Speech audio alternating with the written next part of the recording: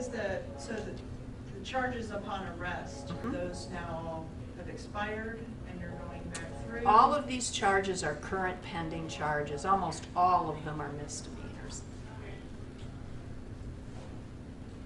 So the review you're talking about that will take 30 days will then determine at the end of that whether or not you proceed with charges or drop the charges. Right, or go to trial, or, you know, I'm sure there are some of those cases that are going to go to trial. What happens to the rest at this point, it's just way too soon to say. Have you noticed anything unusual about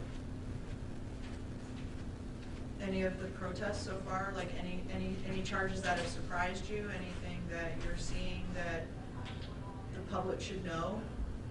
You know, I think, you know, we just had a hearing this morning on bond, on one of the felonies that came from these protests, and I think it's really important for people to look at what's publishable about that case, and realize that there is a lot going on each of these different days. That case, I think, is particularly troubling. If you want to get a hold of our verified petition for an increased bond, you'll understand why we are so troubled.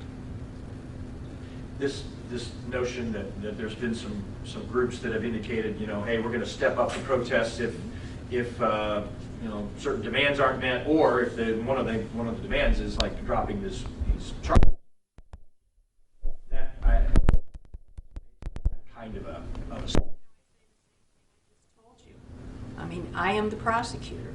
My job is to do a thorough investigation and a thorough look at every single charge that gets filed and to deal with them appropriately. My job is not to have a knee-jerk response to anything. That's not what I was elected to do. What I was elected to do is exactly what this office is doing. An appropriate end result is what everybody should be looking for here, not something that happens quickly without a review of the evidence that needs to be reviewed. And that's not any different than any felony charge we file, any misdemeanor charge we file. All of those come with them the obligation for us to thoroughly look at everything to determine how to proceed. That's how you prosecute a case. You said there were hundreds, maybe thousands of video that you guys have to review. Are you guys looking at it this point? Well, approximately 108 misdemeanors pending. I'm not including the felonies with that.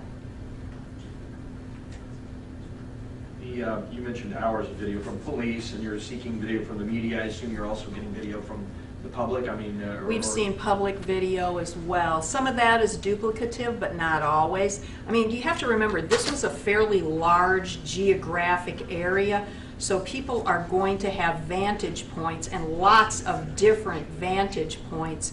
So one person's video may not be anything like another person's video because they're taking place from two entirely different locations. So I think that's why it's so important to review all this, because, I mean, this was a huge area of downtown, and the arrests were made in different places and because of conduct that occurred at different locations. So I think that's why it's so important to accumulate everything. Is there any, and I've got to believe this is completely different than any other kind of case, but is there any consultation with prosecutors from other areas on something like this? Well, especially like in Indianapolis, I think of, because it's Indiana. But you know, obviously that wouldn't normally happen, but just because this is an event that's happening across various jurisdictions, is that something that's... You know, this is such a new thing. I don't know how much collaboration there's going to be between counties, but there may very well be. Are you asking for people that were out there, if they took video, or contact your office, or are you specific? The first things I'm looking for is everything from law enforcement. The second, the public is great as well, but the more I get, the longer it's going to take to review it. You know, if there's any particular, yes, if it's it's just general video that has no relevance to these cases, then that may be a different answer. Are you considering any charges against police officers? I mean, You what I know, mean by it- that, any evidence may have been presented? I to know you? what you mean, Jeff. You know, I charged my 2 employees to do this. I said, I want you to look at all this video, and by the time you're done, I want to know about everything. I want to know what you think about the charges that are filed, if we find any of the charged people in any of the videos doing anything.